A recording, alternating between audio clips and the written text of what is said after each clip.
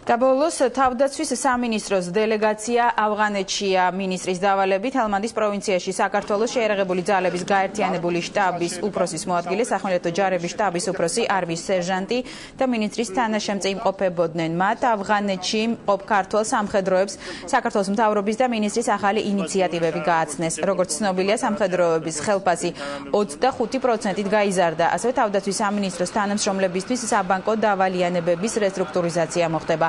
საქართველოდან ჩასულმა დელეგაციის წევრებმა ჯარისკაცებთან იმ ახალ გაუმჯობესებულ სადაზღვევო პაკეტზე ისაუბრეს, რომელზე მუშაობაც ამ დროისთვის მიმდინარეობს. ვიდეო მასალა ქრონიკას თავდაცვის სამინისტროს პრესსამსახურმა მიაწოდა. ეს არის მოკლედ რაც მე მინდოდა მეთქვა. ას უფრო კარგი ხელფასი აქვს სამხედროს, უფრო კარგია. ეს გეუბნებით არა როგორც ვიცე-პოლკოვნიკი. მინისტრის დავალებით მოვლენებული გახდით ავღანეთში.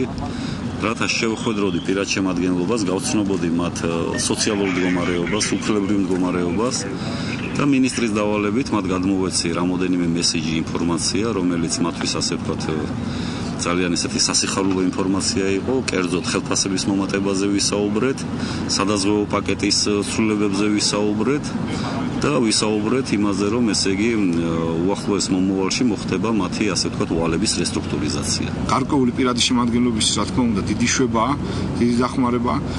სხვა მხრივ საბრძოლო ამოცანას წარმატებით ასრულებენ ძალიან აყოფილები არიან ჩვენი ორივე ბატალიონით.